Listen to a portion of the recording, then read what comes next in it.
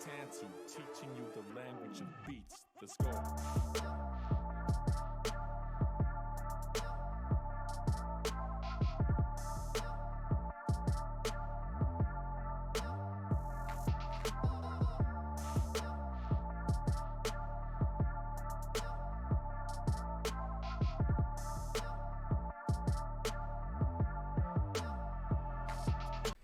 Hello, welcome back everyone to another episode of the Sports Podcast with the Magoon. Today we are going to be talking about the Knicks' plan to pursue Kawhi Leonard in the offseason. Also, Bol Bol, underrated draft pick, scout and experts are indifferent about him being a top 10, even a top 5 pick in this draft. Also, Bleacher Report's top 10 free agencies in the offseason for the NBA and where they will land. And last but not least, we're going to be talking about the top 10 college football coaches according to Bleacher Report and if the list is accurate or not. So let's get in the episode. All right, we're going to get into our first topic of the podcast. The Knicks plan to pursue Kawhi Leonard in the offseason, but will they sign him? And my best guess is probably not. I think Kawhi Leonard might stay with the Raptors if the Raptors can offer him the right contract, but he is an unrestricted free agent this year. So looking at this article I'm reading, it does say that the Raptors have the best chance besides the Knicks, but long been viewed as the biggest threat was the Clippers, according to this article on Bleacher Report. And I don't know how I feel about that. Kawhi to the Clippers, I feel like he's just going to make it harder on himself, going to a harder conference, the Western Conference. I think he'll stay in the East. I think he'll either go to the Knicks or stay with the Raptors or somewhere staying in the East. I just don't think he'll go over to the West, especially the Clippers, because, you're only making it harder for you to make the playoffs and the finals in general. So I think that looking at Kawhi, I think since the whole country of Canada is behind him, I don't know if he's going to leave Toronto. And what he's doing right now for the team and the chemistry that he's built with the players like Siakam and Kyle Lowry and Van Vliet, the chemistry that those guys have built together, I don't know if he'll leave. I think if anything, he will go to the Knicks, if not the Raptors, but I can't see him going to the Clippers at all. Because you're looking at the Western Conference, you got to go through the Lakers, the Warriors, the Rockets, the Blazers, the Nuggets, the Thunder, the Jazz when they're doing good, the Sacramento Kings, which is an up and coming team. There's ongoing. There's just so many teams you got to go through. In the East, it's only a handful. The Celtics and the Bucks, really. So when thinking about that and thinking if you want to make a playoff and if you want to be in the playoffs, then you got to really realize that Kawhi needs to stay in the East in order for him to make the finals again or to win a finals. Now, if he goes to the Knicks, will he make the playoffs? I think so. I think if Kawhi was on the Knicks, he could take that team to the playoffs. Will they win in the playoffs? I don't know. Not sure. But do I think Kawhi can take that team and get them to the playoffs? I do. I think he can. I think that's what the Knicks really want, is to be back in the playoffs. But can Kawhi win in the playoffs with the Knicks if that's where he goes? I don't think he can. Maybe the first round, but if they face the Bucks in the second, or the Celtics, or the Sixers in the second, either of those teams, the Sixers, the Bucks, or the Celtics in the East, if they have to face any of those teams in the first or second round, I can't see them making it past them, especially in the first round. But if he stayed with the Raptors, will the Raptors be good without Kawhi? I'm not sure. They might. They might still. They will be a playoff team, but will they be as good as they are? There's no way in doubt that they'll be as good as they are without Kawhi Leonard. But will they still, be like a top 3 seed in the East? Probably not.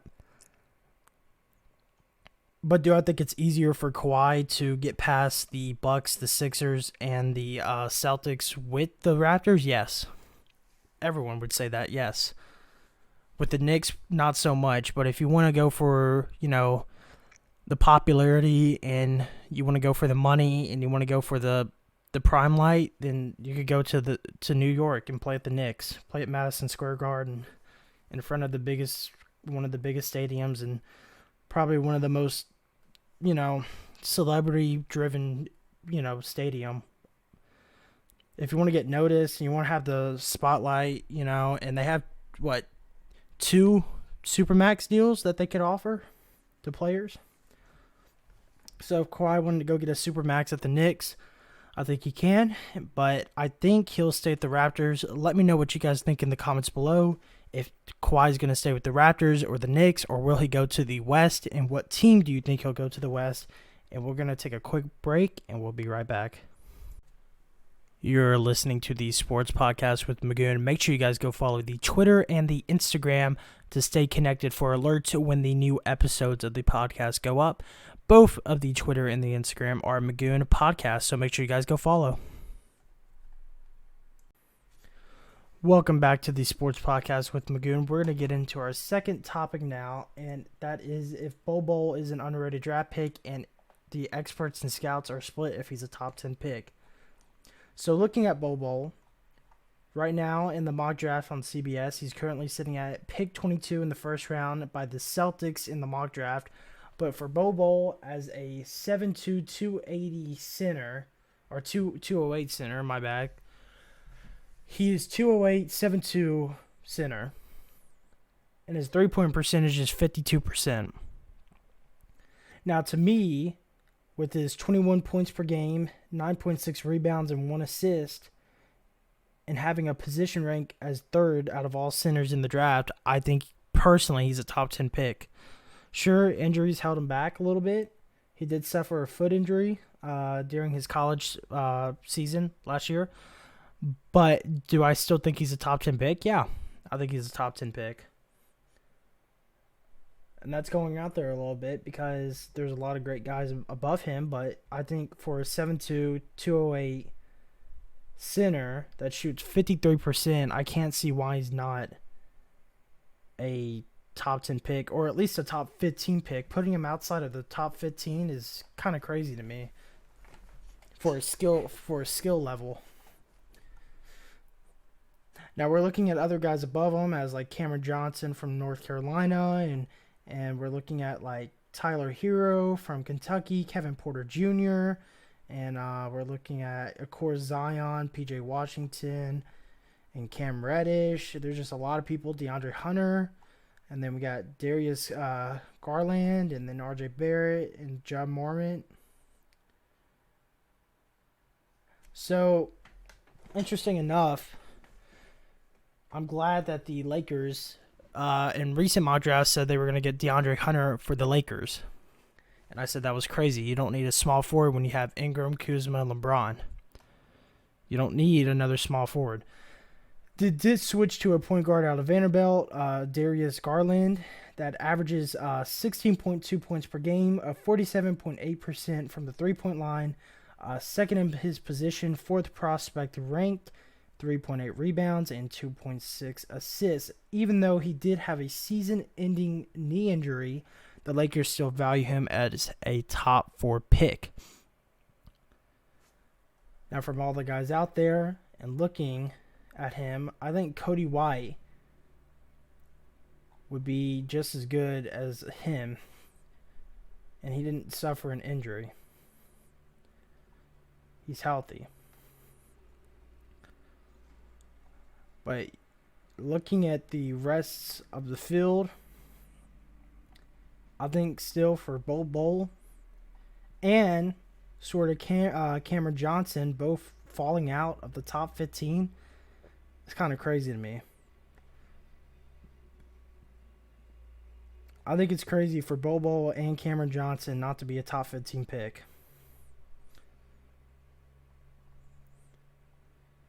Now, Nassar Little is a top 12 pick. He's the freshman from North Carolina. He's a small forward, 6'6", 224, but only averages 9.8 points a game, even though his position rank is 4th. But when I'm looking at him only averaging the 9.8 and the 4.6 rebounds in college with a 26% three, I can't see how you're going to play small forward in the NBA. Because in the NBA now, most small forwards need to be a two-way player. They need to shoot the three. They need to fairly get 5 rebounds or so and also put up an average of around 10, I would say, personally. I think the small forward position, besides the point guard and the shooting guard, is probably one of the most important positions out there. And I can't see how Nassar Little getting drafted by the Hornets at 12 is going to be a good decision for them. I honestly would rather take Cameron Johnson over him at small forward as a 6'9", 205, averaging 16.9 with 5 rebounds and a 45% three-pointer. But teams above taking centers and not picking Bol Bol, like, for instance, the Hawks at 10, picking Jackson Hayes from Texas, he's first in his position for center, averaging 10 points, 5 rebounds, and 72% from field goal. I just think the centers nowadays, such as Joel and DeMarcus when he's healthy, I'm not saying Bol Bol will be what those guys are, but I'm saying that he can shoot the 3 ball fairly well. I'm saying that he can average 21 points in college. I'm saying that he can get almost 10 assists, almost averaging a double-double in college. Now, we can say that in college it's different, but for even Zion not to average a double-double, only getting 22.6 points per game and 8.9 rebounds, shooting 68 from the field, I think Bol Bol has the numbers of Zion. He's averaging 1 point less a game, averaging 1 point more rebound. And you could say the injury is the reason why Zion wasn't averaging more, and I can agree with that. But from what I'm looking at now on paper, I'm just saying Zion and Bol Bol have sort of the same numbers, except Bol Bol has 1 less in assists and points.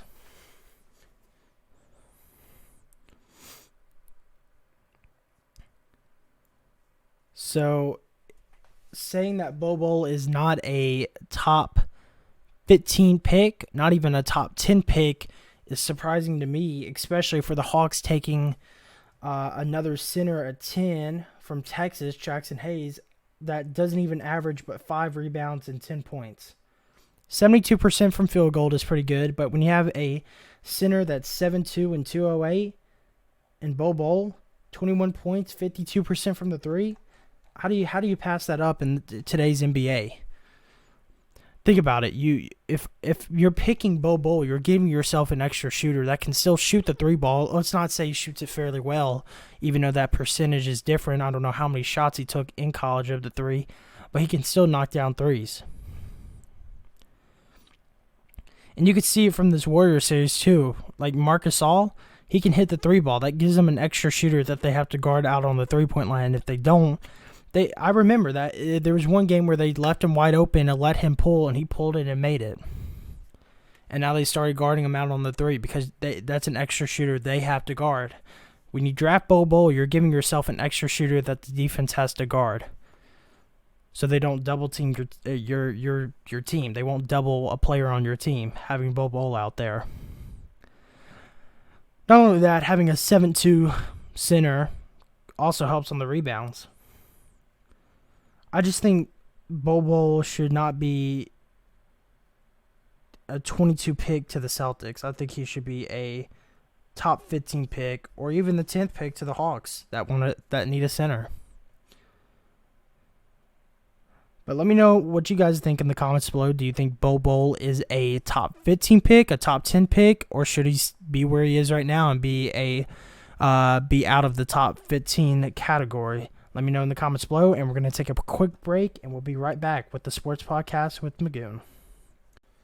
You're listening to the Sports Podcast with Magoon. Make sure you guys go check out the Sports Podcast on Spotify and iTunes, and will soon be up on SoundCloud. But the podcast is now up on Spotify and iTunes, so make sure you guys go check it out there. Welcome back to the Sports Podcast with Magoon. We're going to get into our third topic now of Bleacher Report's top 10 free agencies and where they will go, where they have Bleacher Report going, and do you guys agree with that list? And if not, where do you think that player will go? So looking at the first player At number 10 is Chris Middleton, and they say he's going to the Atlanta Hawks. Now, I can't see why Chris Middleton is not going to go back to the Bucks. And in fact, in the article, it does say the betting odds are heavily in favor of him going back to the Bucks. And if he does leave, I don't really know why you would go to another East team to have to face off against Giannis. So looking at Chris Middleton, do I think he's going to go to the Hawks? No, I do not agree with that. I think he'll stay with the Bucks and play with Giannis. There's no way he'll leave that. And if he does leave, he's not going to go to a team that has no chance against the Bucks. If you're going to leave, you need to go to a team that has a chance against the Bucks. Moving on to our number 9 player, Tobias Harris, Utah Jazz. I can see that. I don't think, and I think I said this on the last episode, I don't think Tobias Harris is going to go back to the Sixers. I didn't think that ever since he was a free agency and got traded. I just think his points per game and everything just went down. His touches per game went down, going to a team that has already 2 All-Stars and Jimmy Butler and J.J. Redick, who can knock the 3 ball down. I just think for Tobias Harris, it would be good for him to go somewhere else. The Jazz kind of fits him in a way, but, I mean, it doesn't have to be the Jazz. Anywhere that gives him a chance for a playoff team, I think would be good for him. Maybe even going back to the West might be even better for him, but we'll see where he ends up. Do I think he's going to the Jazz? Maybe. But do I think he's leaving the Sixers for sure? Yes. Easy. Next on the list, and I completely agree with this one, is Nikola Vucevic going to the Los Angeles Lakers, and I agree with that completely. 100% agree. I already think it's going to happen. And the reason I say that is because why not? Who would not want to play with LeBron? Second off, Vucevic is already one of the easily a top 5 or top 10 center in the league. And the Lakers have enough cap space to give him what he wants. So will Vucevic go to the Lakers? I think so. I think he wants to go play with LeBron and wants to go play for a better team and have a better chance at making the playoffs instead of playing for the Orlando Magics. Moving on to number 7, Al Horford to the Sacramento Kings. Now, the Sacramento Kings add Al Horford with the team they have now with Marvin Bagley, Buddy Hield, De'Aaron Fox. With that team that they already have, I think that would make them even better. Looking back on the season, they kept games really close with Golden State. And I still believe, and I will stick to it this day, that from this year of 2019, give the Sacramento Kings 1 or 2 more years, and they will be a playoff team and or a finals team if they stick together. I think they are completely capable of being a solid team. And I think they're completely capable of being a playoff team in times to come in a year or 2. Now, for Al Horford, I think he fits well with Sacramento, and I think he'll be good at Sacramento. Do I agree with that? Yes. Now we have Jimmy Butler to the Brooklyn Nets. Do I think Jimmy Butler is leaving do I think he's leaving the Sixers? Yes, I do. Do I think he's going to the Nets? Probably not. Because the Nets right now are trying to get Kyrie Irving, and they have to re-sign D'Angelo Russell because he is a restricted free agent.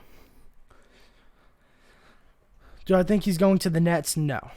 I don't think he's going to the Nets. If he does go to the Nets, and Kyrie goes to the Nets, and D'Angelo Russell comes back to the Nets, that's too many guards. I mean, you could put Jimmy Butler at the small forward, but he's here. He's here or there.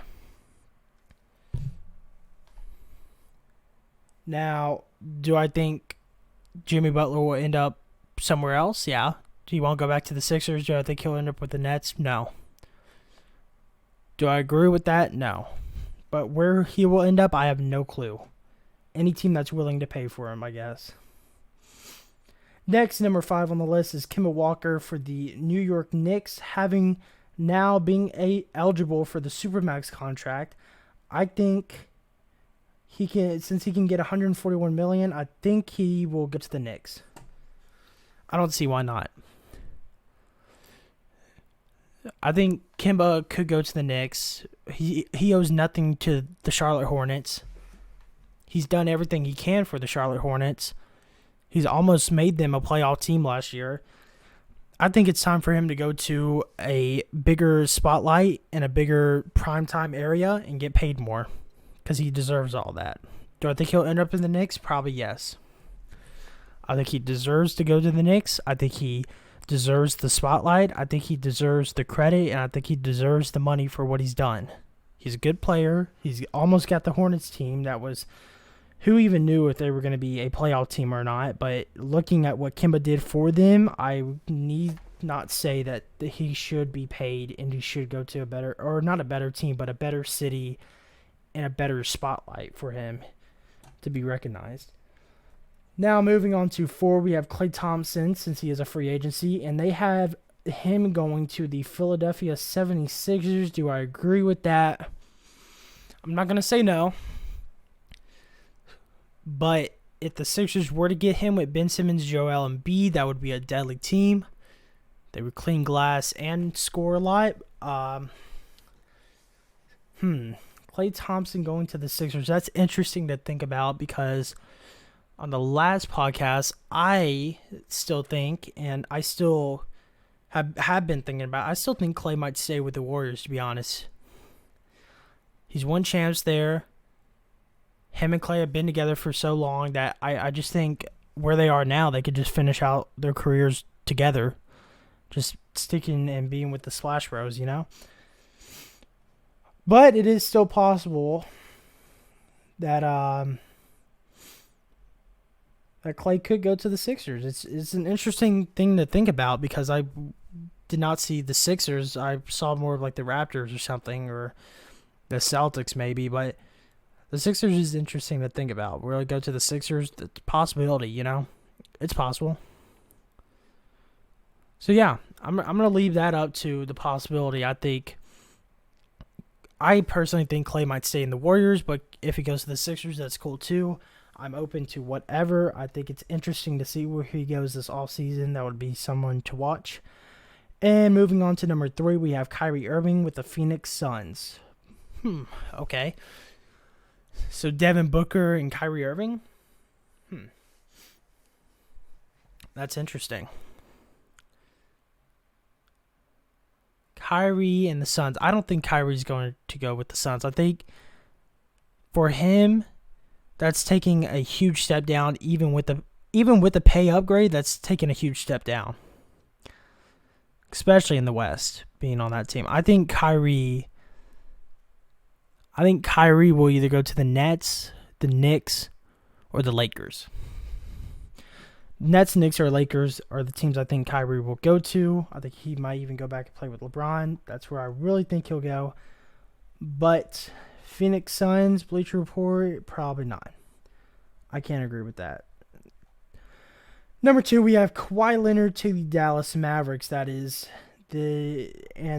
said this headline of this article is one surprise NBA team, and this is the surprise thing that they put out. So the one surprise that Bleacher Report think is going to happen is Kawhi to the Mavericks. Well, I think Kawhi's going to the Knicks, if anything. From the first thing we talked about, of the Knicks planning to pursue Kawhi with the Supermax and having the room to have him for a Supermax, and if Kemba goes there, or even if Kyrie goes there, or if any of the players go there, I think Kawhi will end up more at the Knicks than with the Mavericks. Do I think he'll go to the Mavericks? It's a possibility. You know, play with Luka Doncic. But will he go to the Mavericks? Probably not. I think he's either going to stay with the Raptors or the Knicks. So do I agree with him going to the Mavericks? I don't think it's going to happen. But if it does, and they do get the surprise correct, that would be a shock to all of us, seeing Kawhi go back to the West and playing with the Mavericks. Last but not least, we have Kevin Durant on this list, and they say Kevin Durant's going to stay in Golden State. Wow. Last episode, I have Kevin Durant leaving Golden State for the Knicks or for anything else, getting his own team somewhere. maybe even going back to the Wizards or going to play with the Celtics, something like that. I just didn't think he was going to stay with Golden State. But Bleacher Report's article has Kevin Durant sticking with Golden State. I don't think he will. He is in a player option. The beautiful thing about his player option is that he will get a $30 million guaranteed with his player option, so he could just, he won't be back until January. So yeah, sit out the whole season getting paid. I mean, do I think he'll opt into his last year of his player option? Yes, I think he could possibly opt in this year with his player option. But after this year, do I think he'll leave? I think yes. I think he will leave. I think he'll leave for the Knicks or something. But you never know. I think he could opt in or opt out of his player option at any point during this offseason. So we'll just have to keep an eye on KD and see what happens. Let me know in the comments below what you guys think about that list. And do you think that Kevin Durant's staying with Golden State? Do you think Klay Thompson's going to the Sixers and Kawhi Leonard going to the Mavericks? Let me know what you guys think below, and let me know where you guys think those players will end up. So we're going to take a quick break, and we'll be right back with the Sports Podcast with Magoon. You are listening to the Sports Podcast with Magoon. Make sure you guys click the link in the description below to join the Discord for your chance to join the podcast and come talk about any sporting event and just what's going on in the free agency or in the NFL or anything like that. So if you're listening on Spotify or iTunes or SoundCloud, make sure you guys go to the YouTube channel, which is the Sports Podcast with Magoon. Go to the description and the Discord link will be there. And if you're listening on YouTube, just scroll down into the description and click the link to join the Discord. All right, welcome back to the Sports Podcast with Magoon. We're going to get into our top 10 college football head coaches according to Bleacher Report in 2019. And I already looked at the list. And I looked at the top 10, and we got Jim Harbaugh of Michigan at 10. I think that's a solid 10. I think what he's done with Michigan and the defense he had, I think that's a solid 10. Tom Herman at Texas at 9. He was 22 last year. He's moved up 13 spots to 9. Herman at 9. I don't know if I would put him at 9, maybe at 11 or so. But do I think he's a good coach for Texas? Yeah. And do I think Texas is going to be a good team like Oklahoma soon? Yeah, I do. If Herman stays there and starts recruiting and getting more players, I think Texas could be another Big 12 championship sooner or later. They're the number 4 recruiting class now, 4 or 5. So yeah, I think that if they keep on that streak, keep building, keep getting recruits, I think they could get there eventually and be a Big 12 championship soon. And now at number 8, we have Dan Mullen of Florida, who went from 21 to 8 this year. I do think having a 10-3 record at Florida and beating LSU and going to the Peach Bowl and beating Michigan there, I think Mullen is number 8 or not higher. I think that's a solid pick, a solid spot for Dan Mullen. And seeing what he's doing at Florida and the recruiting class he has this year, I think Florida is going to be another powerhouse team. They've been off the radar for a little bit, but do I think they'll be back in the SEC championship soon? I do. Give it 1 to 2 years, maybe 3 years, they'll be back there in no time. Next, we have Brian Kelly at Notre Dame at 7, who moved up to the 7th spot from 20th last year. And do I think Brian Kelly deserves that 7th spot? I don't know. I think for me, I would have put Mullen at 7, Kelly at 8, and Herman at 9. I would have just switched Mullen and Kelly. But do I think Kelly's a top 10 coach? Yes, I do. Moving on, we have 6, Chris Peterson at Washington, who moved up from 7 last year to 6. Do I think Chris Peterson is a top 6 coach? Yeah, I do. Seeing what he's done with Washington over at the Pac-12 right now, I just think that what he's doing with that team is quite amazing, and he does deserve the 6th spot. So moving on, number 5, Lincoln Riley. Having not only Baker and Kyler, he moved up from the 16th spot last year to the 5th with a 24-4 record through the last 2 years. Do I think Lincoln Riley is a top 5 coach? Yes, easily. Yes. even you could say with the quarterbacks he had that helped him get there, I can agree with that. But Lincoln Riley, a top 5 coach, yes, definitely. Them and Texas are probably the 2 best teams in the Big 12 right now. And I think Lincoln Riley deserves that spot. So moving on to number 4, we have Kirby Smart. He was 4 last year. He's again 4 this year. Does he deserve that spot? Yeah. Yeah, I think so. I think the reason we have him at that spot is because Georgia losing that SEC championship game definitely hurt him. He would have been higher. He probably would have been 3rd or 2nd on my list too. Having won that SEC championship game and going to the national title. But since they didn't, sticking him at 4 is fine with me. I think he is the 4th best coach in college football. Moving on to 3, Jimbo Fisher at A&M. He was 5 last year. He's now 3 this year with a 9-4 record at A&M. I agree completely. I think he is the 3rd best coach in college football. I have to agree with that. I was saying this earlier to a friend that even as an LSU fan, I think A&M is easily going to be. I don't know. I think they can. They have to play Clemson this year. They have to play Alabama and LSU. So that's possible 3 losses, but I think they're going to be a 10-3 team this year. If not an 11-2 team, if they beat LSU. Even as an LSU fan, I think they could beat us.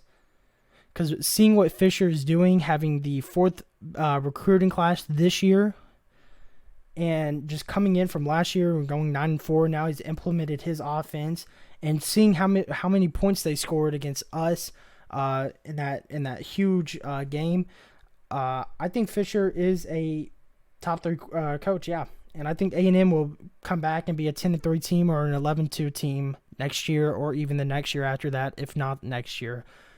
But will they be at that 9-4 spot? Yes, definitely. Will they be 10-3? Probably so. I just think Fisher is Fisher's just one of the most brilliant coaches in the league. Just behind these 2 guys that we'll get into. I don't know.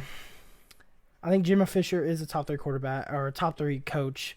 And then I think A&M will be at a 10-3 record or an 11-2 record next year.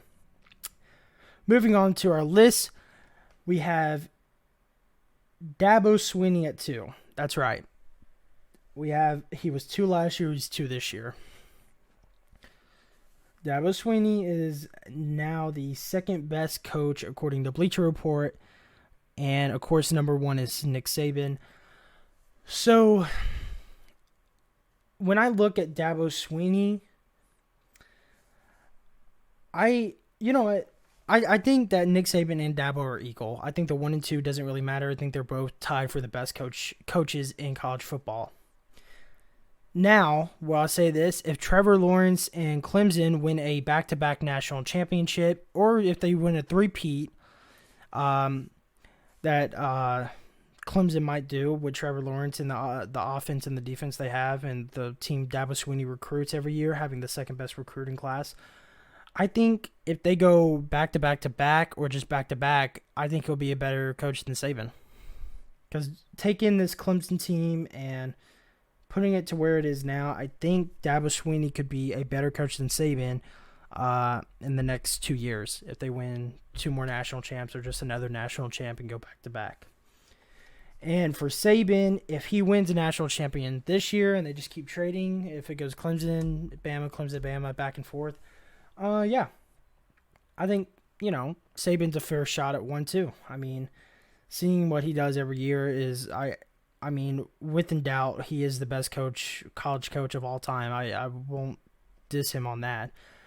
I don't think anyone's better than him, having a 232-64 record and 141-21 at Bama. I just think Saban is probably the best coach of all time. But looking at Dabo Swinney's record for college football, he's 116-30. So, I mean, we're looking at it, but, I mean, for sure, Saban and Dabo both deserve those top 2 spots, and I think they're equally 1 and 2. Let me know what you guys think in the comments. Do you think Dabo is a better coach than Saban in these past few years, or do you think, Saban deserves that one spot every year that he usually gets. Also, let me know in the comments below if you guys think Clemson's going to win a back-to-back title, or do you think Bama's going to win it this year? And if you think otherwise, besides Clemson and Bama, let me know what other team you think might make it and win it this year. That is all the time we have on this episode of the Sports Podcast with Magoon. If you guys enjoyed the podcast, make sure you guys like, subscribe, and comment down below of the stuff we talked about today. Also, if you're listening on iTunes, Spotify, or SoundCloud, make sure you guys go to the YouTube and click the link in the description to join the Discord. If you're on YouTube, just scroll down and click the link for your shots of joining the podcast on the next episode. Also, make sure you guys go follow the Twitter and the Instagram, both the Magoon Podcast. They are on the screen. Make sure you guys go follow those for the alerts for the next episodes. So yeah, we will see you guys on the next episode, and have a fantastic day.